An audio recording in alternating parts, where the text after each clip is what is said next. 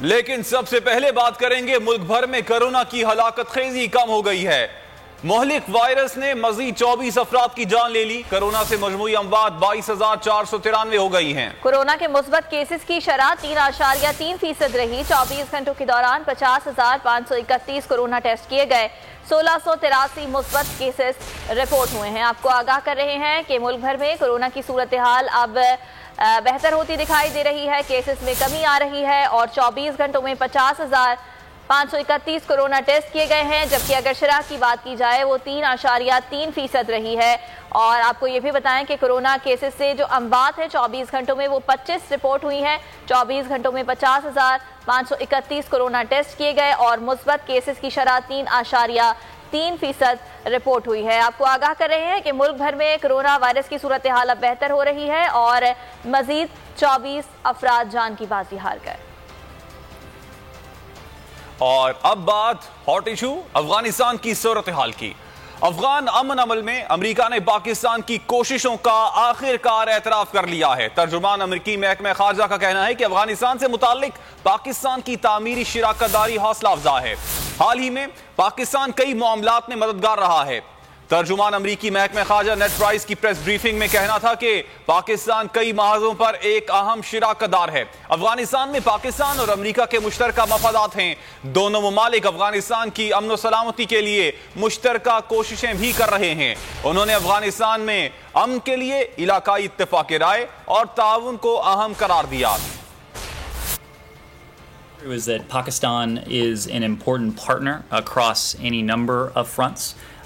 Of course, we have shared interests when it comes to Afghanistan, when it comes to peace and stability in Afghanistan. We have, and this goes over the course of successive administrations now, encouraged Pakistan to be a constructive partner when it comes to Afghanistan and our collective efforts to bring about some semblance of peace and security there. Pakistan has been helpful in recently when it comes to this shared interests. Our shared interests go well beyond that. Broader counterterrorism interests as well. Not to mention the people-to-people ties that unite our two countries. But this also goes back to, I think, where we started with your earlier question, that what we know to be true is that all of Afghanistan's neighbors need to play a constructive role in helping to bring about a just and durable political settlements as well as a comprehensive ceasefire. For far too long, some of Afghanistan's neighbors have not played that role. They had been happy to let other countries take responsibility. And right now, we have made clear that we are going to be working very closely to ensure that Afghanistan's neighbors do play that constructive role, knowing that it will be a necessary ingredient to what I think we all collectively hope to see in Afghanistan.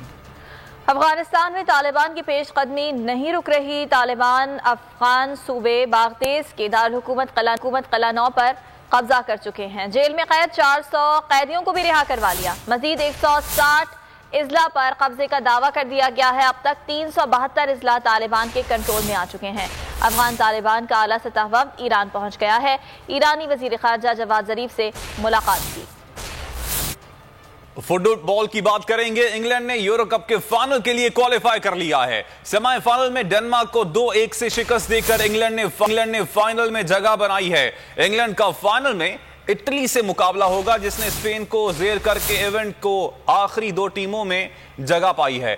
دونوں ٹیموں کے درمیان final اتوار کی شب Wembley میں کھیلا جائے گا۔ یورو کپ کی تاریخ میں یہ پہلا موقع ہے کہ انگلینڈ نے میگا ایونٹ کے فائنل کے لیے کوالیفائی کیا ہے۔ کسی بڑے ایونٹ کے فائنل میں انگلینڈ نے 55 سال بعد جگہ حاصل کی ہے۔ اور پاک انگلینڈ سیریز کا ذکر کریں تو پاکستان اور انگلینڈ کے درمیان سیریز کا پہلا ون ڈے آج کارڈف میں کھیلا جائے گا۔ میچ پاکستانی وقت کے مطابق شام 5 بجے شروع ہوگا۔ سیریز سے قبل قومی ٹیم نے فوٹو شوٹ بھی کرایا۔ گرین شرٹس انگلینڈ میں 47 برس بعد ون ڈے سیریز جیتنے کے لیے پرعزم ہیں۔ اور ناظرین، پاکستانی ٹیم اب تک انگلینڈ سے کارڈف کے میدان میں 3 بار مد مقابل ہو چکی ہے۔ اس گراؤنڈ پر پاکستانی ٹیم انگلینڈ کے خلاف اب تک کوئی ون ڈے میچ نہیں ہاری ہے۔ گرین شرٹس نے 2 مواقعوں پر بازی اپنے نام کی، جبکہ ایک بار بارش کی وجہ سے میچ مکمل نہ ہو سکا۔ اس گراؤنڈ میں پاکستانی ٹیم کی کارکردگی سے متعلق جانتے ہیں اس رپورٹ میں۔ ون ڈے رینکنگ میں انگلینڈ کا نمبر 3 اور پاکستان کی 6ٹھی پوزیشن ہے۔ اس کے علاوہ گرین شرٹس کو انگلینڈ کے ہوم گراؤنڈ پر ہونے کا ایڈوانٹیج بھی حاصل ہے۔ انگلینڈ کے خلاف مہم مشکل ہونے کے باعث شاہینوں کو میزبان ٹیم سے نمٹنے کے لیے 1-2 نہیں کئی اسٹار پرفارمنسز کی ضرورت ہوگی۔ ایسی سچویشن میں شائقین کھیل اور ٹیم مینجمنٹ کو کن کھلاڑیوں سے فاتحانہ کارکردگی کی توقع ہے، جانتے ہیں اس رپورٹ میں۔ پاکستان اور انگلینڈ کی ٹیمیں ایک روزہ کرکٹ میں اب تک 88 بار مد مقابل ہو چکی ہیں۔ 53 مواقعوں پر انگلینڈ فاتح رہا۔ 32 مارکوں میں گرین شرٹس نے جیت کا ذائقہ چکھا۔ 3 میچز میں فتح کا تعین نہ ہو سکا۔ کھیل کی اس طرز میں اب تک ان دونوں ٹیموں کے درمیان ہونے والے ون ڈے ٹاکروں کا مختصر جائزہ اس رپورٹ میں۔ انگلینڈ کی ٹیم تبدیل ہونے سے مایوسی ہوئی۔ ہم نے جو حکمت عملی بنائی تھی وہ تبدیل کرنا پڑی۔ قومی ٹیم کے کپتان بابر اعظم کی پریس کانفرنس، کہا انگلش ٹیم کو آسان نہیں لیا جا سکتا، کنڈیشن سے ہم آہنگ ہو چکے ہیں، جیت کی پوری کوشش کریں گے۔ خبروں کے سلسلے کو آگے بڑھاتے ہیں۔ اسلام آباد میں لڑکے اور لڑکی پر تشدد میں ملوث عثمان مرزا سمیت 3 ملزمان کو 2 روزہ جسمانی ریمانڈ پر پولیس کے حوالے کر دیا گیا ہے۔ ملزمان نے نوجوان اور لڑکی کو تشدد کا نشانہ بنانے کے علاوہ ہراساں کیا اور مغلظات بکیں۔ پولیس نے سوشل میڈیا پر ویڈیو وائرل ہونے پر ملزمان کو حراست میں لیا۔ جبکہ ملتان میں اوباش موٹر سائیکل سوار آپے سے باہر ہو گیا۔ موٹر سائیکل پر ساتھ بیٹھنے سے انکار پر لڑکی کو پتھر دے مارا۔ سی پی او ملتان نے واقعے کا نوٹس لیتے ہوئے موٹر سائیکل سوار کی فوری گرفتاری کا حکم دے دیا۔ سی پی او نے ملزم کو فوری گرفتار کرنے کا حکم دے دیا ہے۔ آپ کو ملتان سے خبر دے رہے ہیں، اوباش موٹر سائیکل سوار آپے سے باہر ہو گیا اور لڑکی نے موٹر سائیکل پر بیٹھنے سے انکار کیا تو اس شخص نے لڑکی کو پتھر دے مارا۔ جبکہ جب یہ ویڈیو سوشل میڈیا پر وائرل ہوئی ہے تو اس کے بعد سی پی او ملتان نے نوٹس لیا اور فوری طور پر اس شخص کو گرفتار کرنے کے احکامات جاری کر دیے۔ ملتان میں اوباش موٹر سائیکل سوار آپے سے باہر، موٹر سائیکل پر بیٹھنے سے انکار پر لڑکی کو تھپڑ مار دیا۔ سی سی ٹی وی فوٹیج بول نیوز کو موصول۔ سی سی ٹی وی فوٹیج میں دیکھا جا سکتا ہے کہ لڑکی گلی سے گزر رہی ہے، اچانک پیچھے سے موٹر سائیکل سوار شخص آ کر رکتا ہے اور پیچھے بیٹھنے کا اشارہ کرتا ہے۔ لڑکی کے انکار پر موٹر سائیکل سوار آگے چل دیتا ہے۔ لڑکی خوف کے عالم میں تھوڑی دیر رکتی ہے، لیکن جو ہی وہ چند قدم آگے بڑھی، موٹر سائیکل والا پلٹ کر واپس آیا اور پیچھے سے لڑکی کو زور سے ہاتھ مارا۔ لڑکی زمین پر جا گری۔ سی سی پی او ملتان نے واقعے کا نوٹس لیتے ہوئے موٹر سائیکل سوار کی فوری گرفتاری کا حکم دے دیا۔ اور ملک میں ہراسمنٹ کے بڑھتے ہوئے واقعات پر ہی بات کرنے کے لیے اس وقت ہمارے ساتھ موجود ہیں سماجی کارکن ہیں عالیہ سالم۔ بہت شکریہ عالیہ صاحبہ آپ کے وقت کا۔ عالیہ صاحبہ، سب سے پہلے تو میں یہ پوچھنا چاہوں گا، کیا کسی بھی ہراسر کو پابند سلاسل کرنے کے لیے اب کیا ویڈیو کا آنا ضروری ہے؟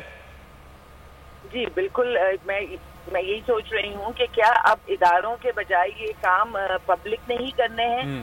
انہوں نے جگہ جگہ ویڈیوز بنانی ہے، پھر اسے اپلوڈ کرنا ہے، پھر وہ بھی کچھ ٹائم کے بعد اس پہ پریشر پڑے گا جب ادارے پہ تو کام ہوگا۔ اور یہ کس قسم کی عدم برداشت کا ماحول ہے اور یہ کس قسم کی تربیت ہے جو ہماری نوجوان نسل کی ہو رہی ہے۔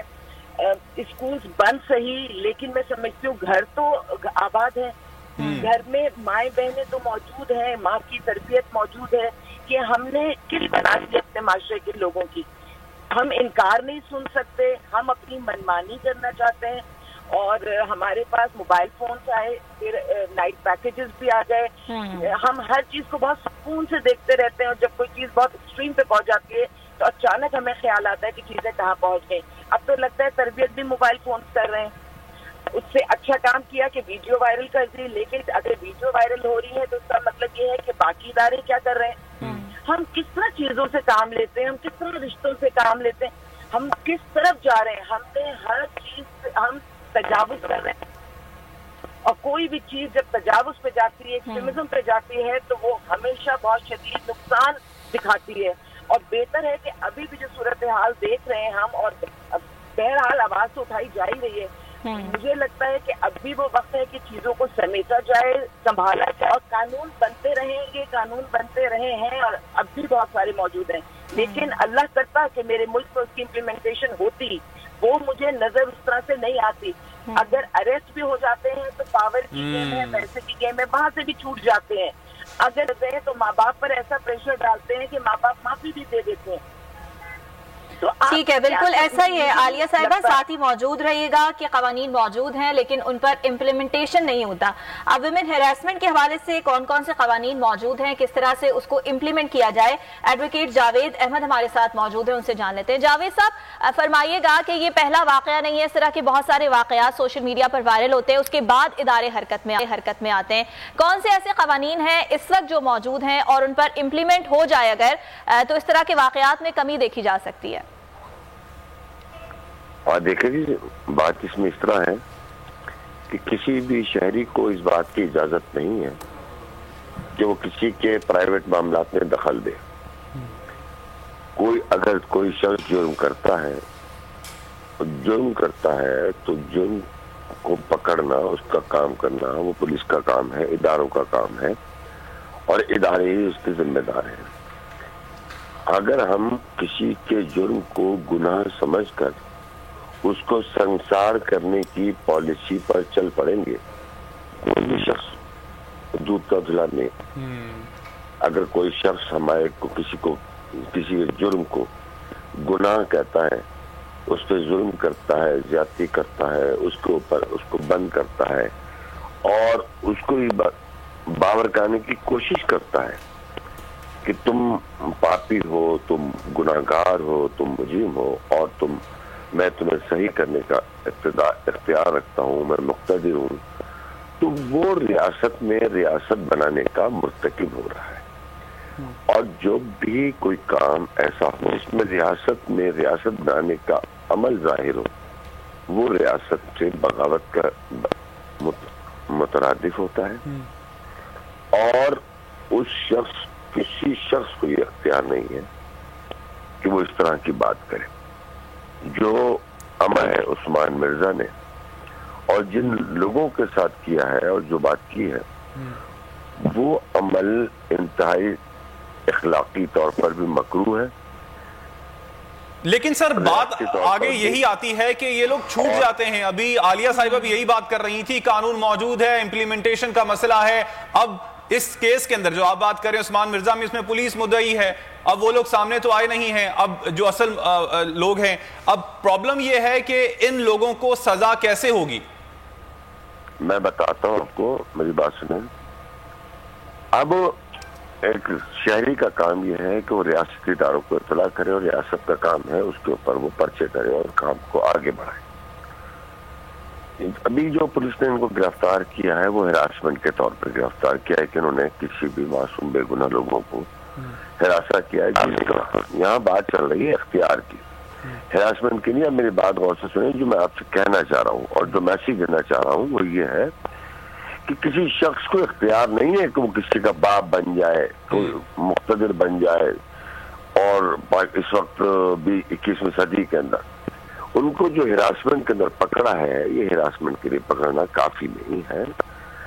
وہ شخص جو بھی عمل کر رہا ہے، ان لڑکا لڑکی نے جو بھی گناہ کیا اور نہیں کیا یا جو بھی کیا، وہ اس کے عمل کے خود ذمہ دار ہیں. ہمارا کام ہے، پولیس نے پرچہ کر دیا تو پرچے کے اندر اب جو نقائص ہیں وہ اس طرح ہے کہ پرچہ خالی ہراسمنٹ کا نہیں ہے، اس کے اندر اس طرح ہے کہ ہراساں بھی کیا ہے، مارا پیٹا بھی ہے، اور پبلک ایٹ لارج ان کی آگے آنے والی ہے اس کو ڈسٹرب کیا ہے لڑکا لڑکی کو. وہ بند کمرے میں کیا کر رہے تھے، کیا نہیں کر رہے تھے، تم اس کی ذمہ دار، تمہارا کام نہیں ہے. اسی طرح ایک پشاور میں کیس ہوا تھا، اس میں زنا کی، بالکل صحیح بات ہے، نن آف ہز بزنس کہ وہ کچھ بھی کر رہے تھے، اس کے لیے ادارے موجود میں خود کسی کا بھی باپ بننے کی کسی بھی شخص کو کیا ضرورت ہے. بہت شکریہ جاوید صاحب آپ کے وقت کا. عالیہ سارم صاحبہ آپ نے وقت دیا، آپ کا شکریہ.